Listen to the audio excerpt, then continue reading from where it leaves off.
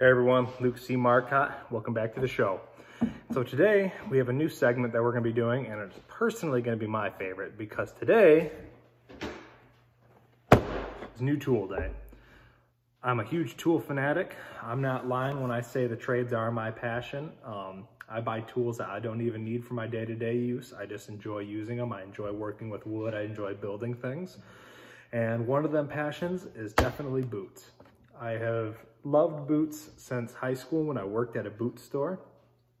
And so with my first paycheck there, I bought my first pair of boots, which was Irish Setter wing shooters. And that's a mock toe boot, and it's been my favorite ever since. And for those of you who don't know what mock toe is, we'll show you right here when we open these up. So I guess might as well get right into it, huh?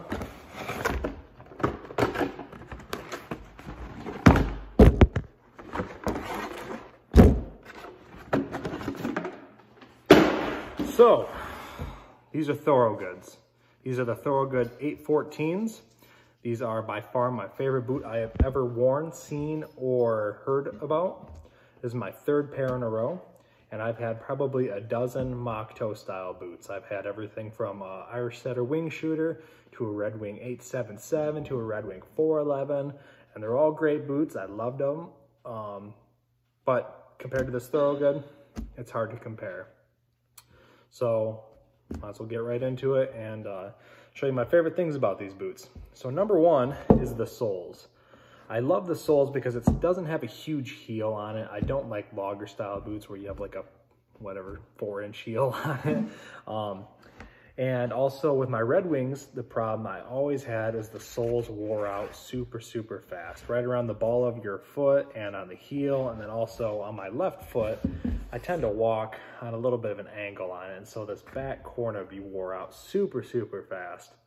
But with these Thorogoods, I've had very little of that problem. And you want as much tread on these as possible because, to be completely honest, for winter use, I couldn't think of a worse boot.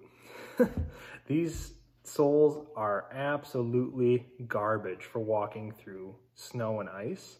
Well, deep snow is fine, but like a parking lot, man, I've busted my ass so many times with these.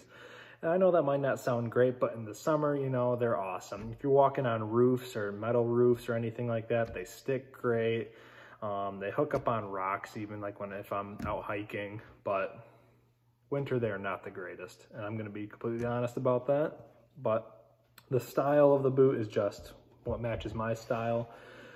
And so I guess we all just find something we love and we accept the little annoying things about it and just enjoy the rest of it. But other great things I love about this boot is that this is actually the waterproof model. And so I use them in winter, and that way my feet don't ever get wet. My feet very rarely ever get cold. If it's a really cold day, I wear wool socks, and you know, it's just great.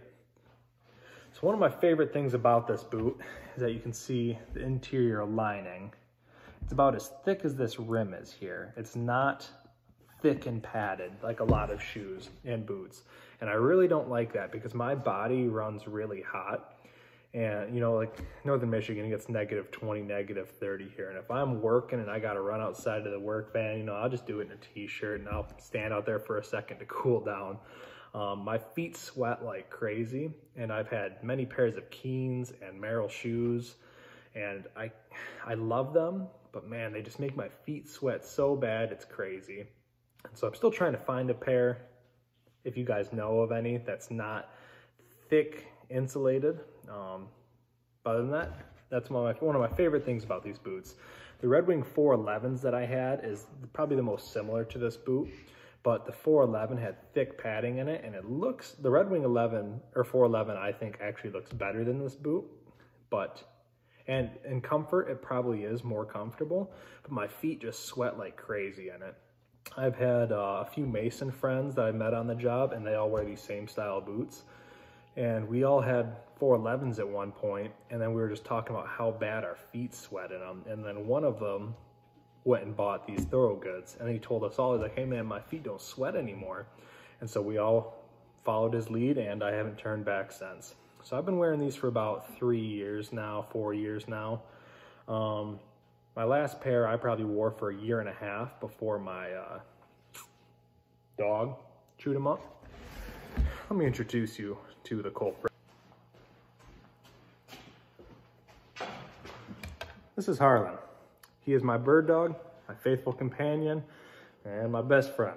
He comes with me everywhere, but unfortunately, he is very much like me and a connoisseur of boots.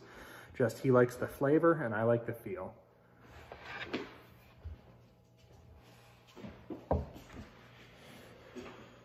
So getting back to the boot, my favorite thing is the style. I love how it looks, it matches my style. I wear these everywhere. I have a pair for going out. I have a pair for work. And usually the pair I have for work I use for hiking and stuff. I use these boots for literally everything. In summer, winter, fall. I have a pair of the non-waterproof that I use in the summer. And I was gonna actually try a new pair of boots because like I said, this is my third pair. I was gonna try a pair of Keen San Jose 6-inch boots. But I couldn't find any dealers around me that had them in stock. And so I just got another pair of these. But maybe this spring I will get a pair of those San Jose's and we'll do a review of those as well because I'm very interested to try them and I've heard a lot of great things about them. So for those of you that don't know, it's called a mock toe because it's got the moccasin toe here and it's got a white wedge sole here. And it's a very common traditional style boot, especially here in Michigan and in the upper Midwest, you know, Minnesota and Wisconsin. These are actually USA made, which I love. And I try to buy everything USA made that I can. And these are made in Wisconsin, and then Red Wings are made up in Minnesota. And so both great boots, I love both brands. I know, like I was saying, the soles on the Red Wings aren't the greatest, but they do have great warranties and great sole replacement plans. But I love supporting people that take passion and pride in what they do. And this USA mark here, for people in the USA making these great boots, I love it. And so I really don't ever claim warranty stuff. You know, I use Klein screwdrivers. Those are made in the USA. They have great warranties. But I've never replaced it with a warranty because they take pride in what they do. They are the best at what they do. And in all honesty, it's not that expensive. So if I could just buy a new set of boots, screwdrivers, whatever I buy, then yeah, I'm gonna do that. These boots are roughly $215 to $225. Like I said, I've gotten 1.5 to 2 years out of my boots, and that's working 80 plus hours a week for that 1.5 to 2 years straight. And that's not to mention on weekends and whatnot when I am out hunting, hiking, fishing, whatever, and these boots hold up great. I mean, I've never had stitching just fall apart on them. Obviously, if you cut it, I'm sure stitching would be starting to flail, but I've never had problems with that. The comfort is insane on these boots. The break-in time is literally nothing. I started wearing these boots yesterday, and I'm gonna continue wearing them every day, but I worked all day in them yesterday, and I didn't even have sore feet, and I don't know how much better you can get than that, honestly. I like the taller 8-inch boot. Some people like the 6-inch, but especially in the winter, I like the 8-inch in summers. Yeah, I'll go to 6-inch when I wear shorts at work. But I just can't say enough good things about this boot other than the sole traction in winter. And you know, everybody's got their own preference style of boot. This is my style preference. Some people like slip-on boots and cowboy boots, and I've had a few pair of like Ariat cowboy boots. And I've had a few pairs of lacrosse slip-on boots, but man, I just cannot stand slip-on boots. They chafe the hell out of my calves, out of my feet. They're just not comfortable. They don't fit right. The break-in time's terrible. And again, that's just me. I just don't like them. I have a lot of friends that thoroughly enjoy them. They love them, and they don't want to switch to anything else. And that's great. So I've wore these boots ice fishing.